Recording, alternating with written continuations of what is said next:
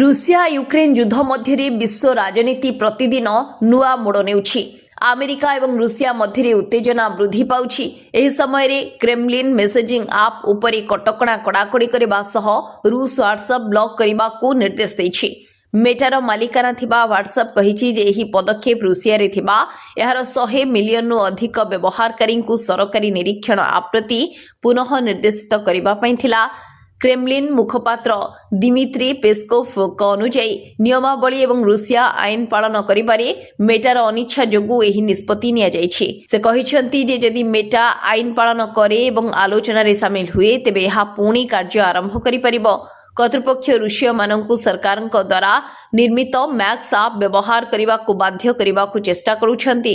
ରୁଷିଆର ଇଣ୍ଟରନେଟ୍ ନିୟାମକ ରୋସ୍କୋମ୍ନାଡଜୋର କହିଛନ୍ତି ଯେ ଡାଟା ସୁରକ୍ଷା ଚିନ୍ତାକୁ ଉଦ୍ଧୃତ କରି ଏହା ମେସେଜିଂ ଆପ୍ ଟେଲିଗ୍ରାମକୁ ଆହୁରି ପ୍ରତିବନ୍ଧିତ କରୁଛି।